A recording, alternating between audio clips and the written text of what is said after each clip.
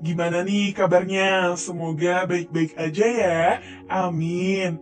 Nah, di kesempatan kali ini, Mimin mau nyeritain alur cerita film yang berjudul Devil on Top, rilis tahun 2021.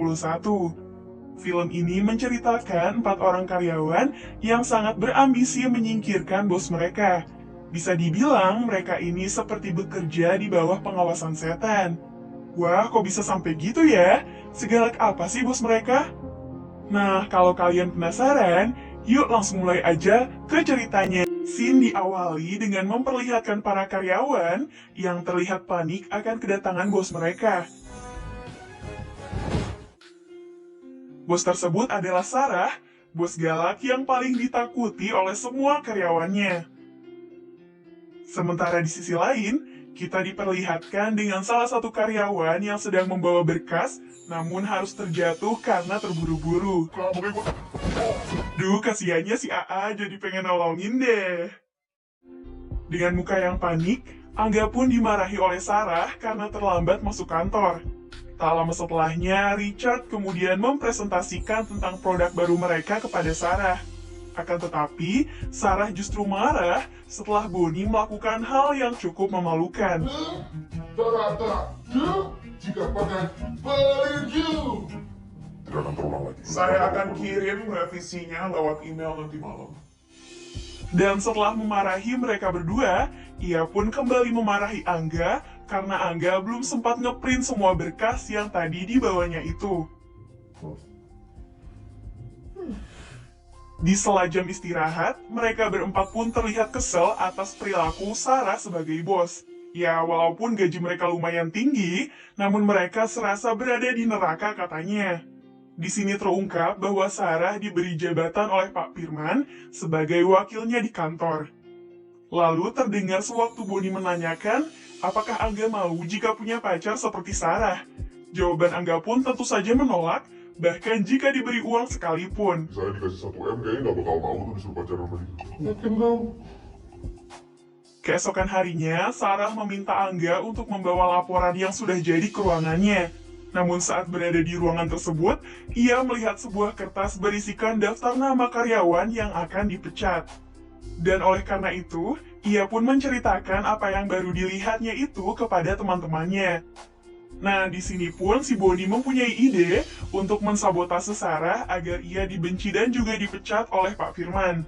Bonnie beranggapan kalau Sarah dipecat, maka mereka pun tidak akan dipecat. Dan rencana itu sebenarnya masuk akal, namun rupanya hal tersebut justru dibikin taruhan oleh si Bonnie nih. Yang mana jika di antara mereka ada yang berhasil membuat Sarah dipecat, maka ia berhak mendapat uang dari 25% gaji mereka yang dikumpulkan tiap bulan. Sampai akhirnya mereka pun setuju dengan idenya si Bonnie. Keesokan harinya, dengan membawa barang bukti berupa pengaman, Sarah kemudian memarahi semua karyawannya dan bertanya siapa yang telah melakukan seks di kantornya. Awalnya mereka semua tidak ada yang mau ngaku, namun setelah Sarah berkata kalau dirinya tidak akan memecat si pelaku, Dimas akhirnya mengakui kalau ialah pelakunya. Saya nggak. Terungkap kalau Dimas berbuat seperti itu bersama pacarnya yang juga bekerja di tempat tersebut. Dan kantor itu melarang secara ketat mempunyai hubungan sesama pegawai. Mereka berdua kemudian dipecat di hari itu juga. Sekarang juga kalian ambil barang-barang kalian dan keluar dari sini. Kalian saya pecat. Malamnya mereka pun sepakat dengan taruhan tersebut. Meskipun awalnya Angga sempat menolak, namun pada akhirnya ia pun ikut serta di taruhan tersebut. Oke. Keesokan harinya saat bertemu dengan klien, tanpa diduga Bonnie melakukan hal konyol, yaitu mengganti gambar yang sebelumnya dipersiapkan diganti menjadi bikini. Ibu pijat itu. Tapi prediksi Sarah akan dipecat itu gagal guys, karena rupanya Sarah di sini pintar dalam mengendalikan situasi. Tidak sapi di pantai. Setelah kejadian yang hampir membuat reputasi kantornya hancur, ia pun terlihat sangat marah. Dan karena tidak ada yang mau ngaku siapa yang udah ngelakuin itu, Sarah pun mengancam akan memotong 50% gaji mereka. Namun saat itu, untungnya Richard ngejelasin dengan alasan mungkin laptop punya Sarah mendapat email spam dan biasanya isinya itu virus.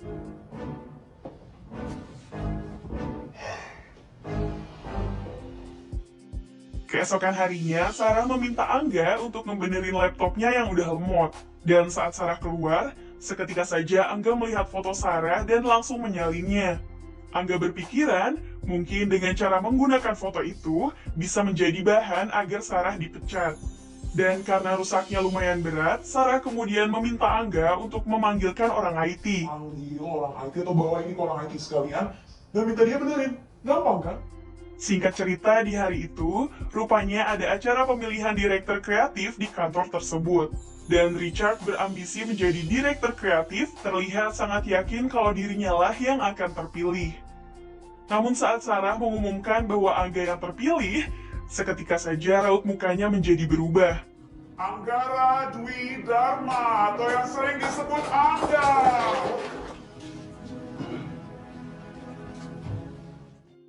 Tak lama setelahnya, Angga meminta maaf kepada Richard karena dia sendiri pun tidak menyangka akan terpilih. Merasa tidak enak, Angga mengajak Richard untuk kembali fokus ke hal yang lebih penting, yaitu menyingkirkan Sarah.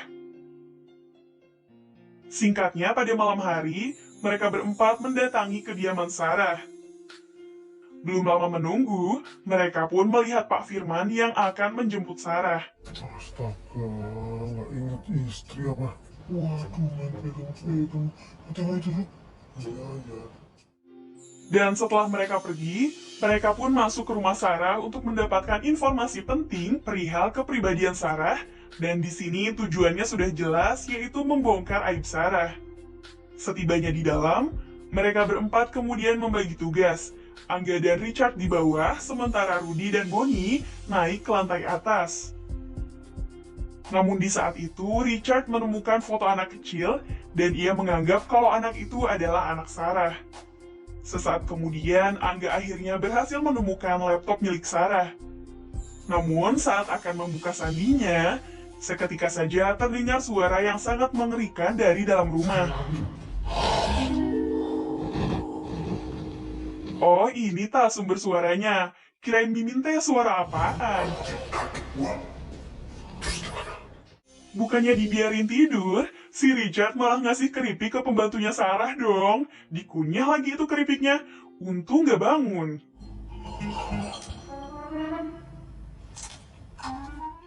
Dan kemudian Angga akhirnya bisa membuka sandi tersebut setelah melihat tulisan di tembok yang bertuliskan Bimo. Nah, sementara dua orang ini, mereka malah asik-asikan main, coba.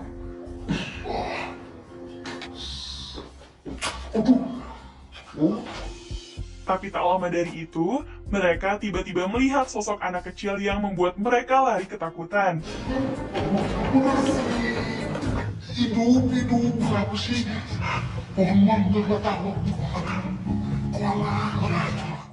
Dan rupanya ketakutan itu pun berlanjut saat Sarah tiba-tiba kembali ke rumah yang membuat Rudy menjadi panik dan tidak sengaja menjatuhkan laptop milik Sarah. Hingga akhirnya mereka memutuskan untuk bersembunyi di kamar mandi. Akan tetapi, Pak Firman yang mau nyekek ulernya masuk ke kamar mandi yang di dalamnya ada mereka. Mimin baru tahu sumpah, kalau kode buang air kecil itu nyekek ular.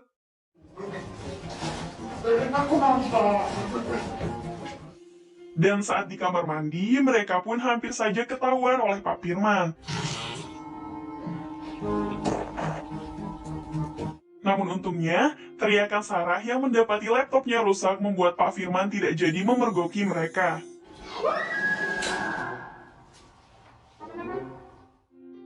Sarah mengatakan kalau semua file penting perusahaan ada di laptop tersebut, dan ia belum sempat menyalinnya.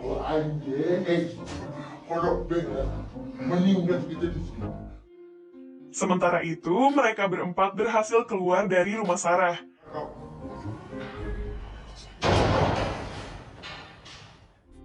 Keesokan harinya di kantor, Sarah meminta Angga untuk membantunya membuat presentasi yang baru. Namun ketika mereka sedang mengerjakan presentasi tersebut, seketika saja Sarah mendapat kabar kalau Bimo masuk rumah sakit, dan mau tidak mau, Angga pun mengantarnya ke rumah sakit. Setibanya di rumah sakit, Sarah bercerita kalau Bimo bukanlah anak kandungnya, melainkan anak dari kakaknya yang sudah meninggal. Ia merawat Bimo semenjak masih bayi, dan di saat itu Sarah memutuskan menjadi ibu dari Bimo. Melihat ketulusan hati Sarah, Angga akhirnya sadar kalau persepsi tentang Sarah itu salah besar. Mama. Hai. Setelah mengantar pulang ke rumah, terlihat di sini hubungan mereka mulai dekat.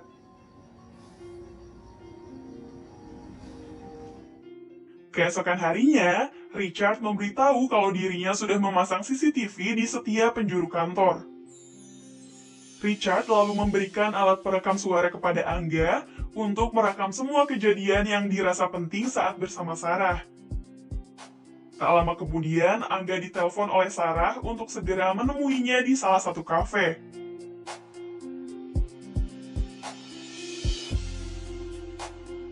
Setelah mengerjakan presentasi, mereka kemudian saling bercerita tentang kepribadian dan juga keinginan masing-masing mereka di masa depan. Angga mengatakan kalau dirinya ingin membuat sebuah perusahaan yang dapat membantu para UMKM agar bisa berkembang. Dan di sini sepertinya Sarah sudah mulai jatuh cinta dengan Angga. Terlihat dari tatapan matanya yang menjelaskan semuanya.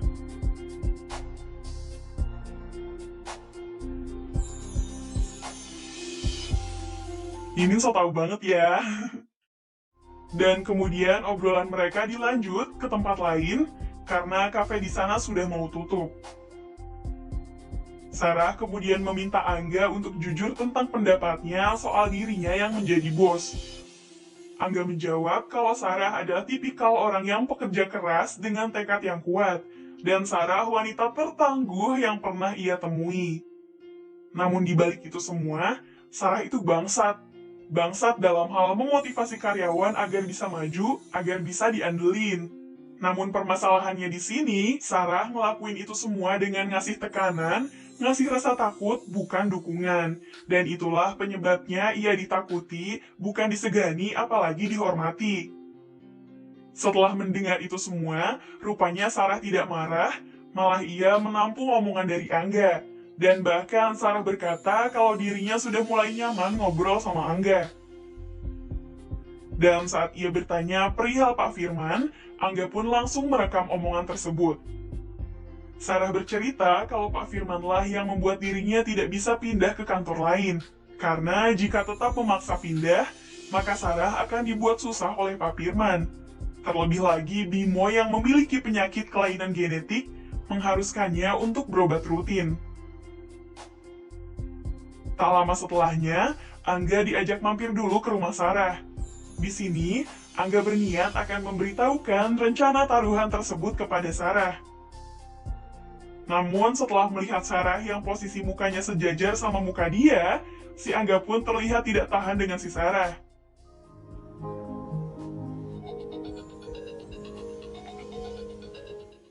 Namun untungnya iman si Angga lumayan kuat guys, karena ia sempat menolak ciuman dari Sarah.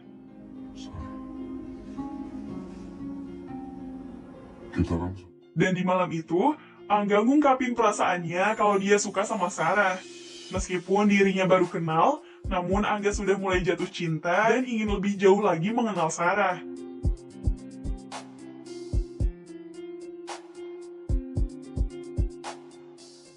Dan akhirnya mereka pun jadian, walaupun harus diam-diam. Keesokan harinya, Angga menjemput Sarah untuk berangkat ke kantor bareng. Setibanya di kantor, mereka berdua mencuri kesempatan dengan saling berpegangan tangan di dalam lift. Tak lama setelah itu, Bonnie merasa curiga kalau Angga ada hubungan lebih dengan Sarah, dan bahkan ia menuduh kalau mereka sudah gituan. Ini tangan. Bukan gini. itu? Apaan sih? Yaelah Bon, orang udah dimelencengin malah disebutin lagi coba. Astagfirullahaladzim. Angga yang merasa tidak ngelakuin kayak gitu, kemudian memberitahu Bonnie kalau Sarah sudah punya anak. Dan Bonnie yang awalnya berniat mengedit wajah Sarah untuk dimasukkan ke dalam situs dewasa, ia pun kemudian membatalkan rencananya tersebut. Ibu serius loh. Emang terniat si Bonnie tuh parah.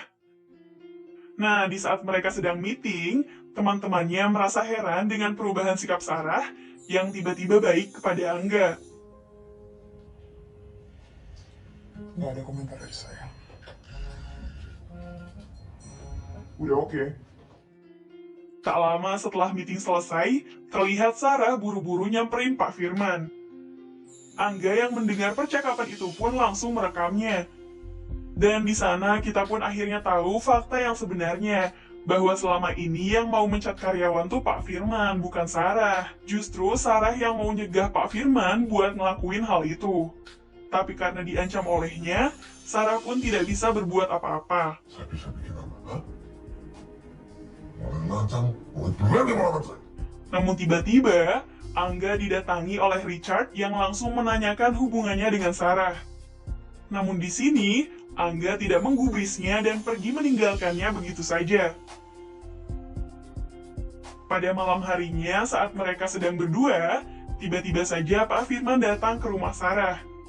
Sarah yang panik pun meminta Angga untuk cepat keluar dari rumahnya. Meskipun awalnya sempat menolak, namun pada akhirnya Angga menuruti kemauan dari Sarah.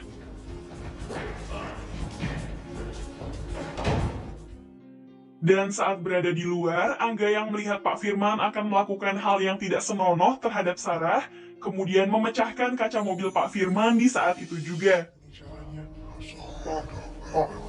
Pak, saya mau Pak.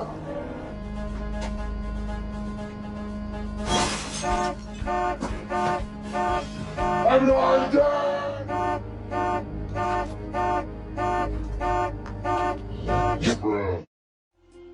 Di pagi harinya, bukannya berterima kasih karena telah diselamatkan, Sarah justru marah atas tindakan Angga semalam. Angga yang bingung akan hal itu pun kemudian meminta penjelasan kepada Sarah. Dan lalu Sarah menceritakan segala permasalahannya dengan Pak Firman.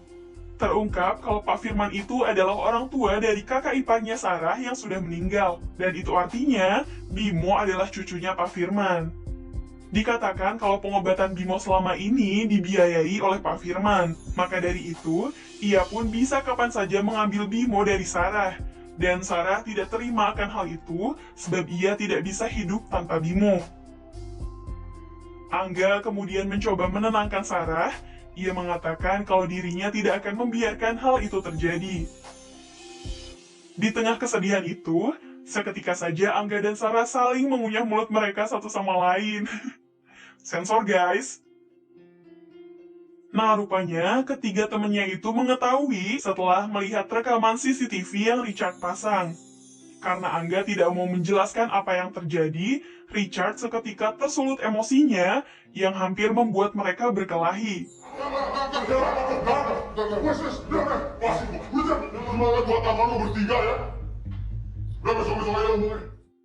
Setelah Angga pergi dari ruangan itu, Richard rupanya berniat akan memasukkan rekaman tersebut dalam presentasi Angga di keesokan harinya. Singkatnya, pada hari itu, ketika presentasi sedang berlangsung, tiba-tiba saja USB-nya pun mengalami masalah. Dan dengan spontan, Angga meminjam USB cadangan kepada Richard. Namun tiba-tiba,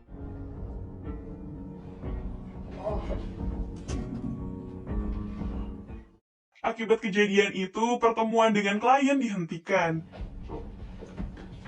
Maksudmu apa yang jadi? Stop! Dengan rasa yang penuh emosional, Sarah kemudian meminta penjelasan dari Angga. Dengan mulutnya yang terbata-bata, Angga menjelaskan perihal taruhannya tersebut kepada Sarah. Mendengar itu, Sarah pun sangat kecewa dan menampar Angga.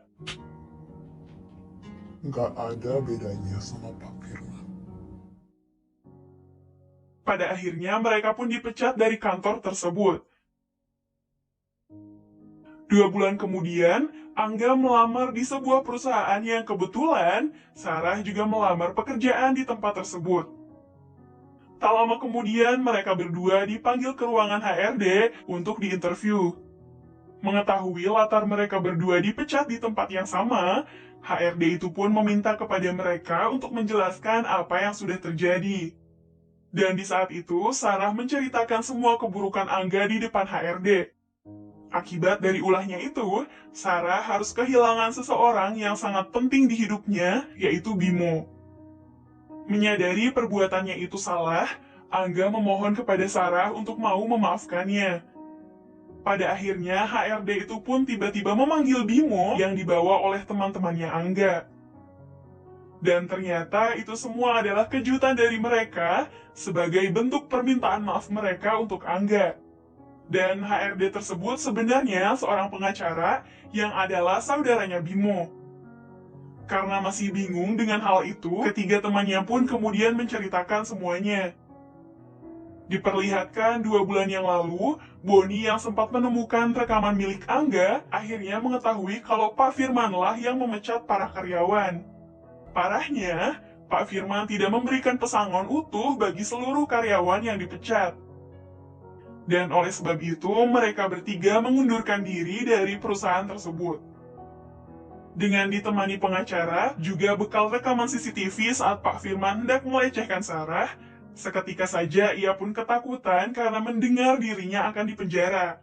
Maka dari itu, mereka pun memaksa Pak Firman untuk menyerahkan hak asuh Bimo kepada Sarah, juga membuat video permintaan maafnya. 1, 2, roll and action you. Hak asuh Bimo, saya serahkan ke kamu. Dan ternyata kantor tersebut adalah hadiah dari mereka bertiga untuk Angga agar bisa mewujudkan mimpinya.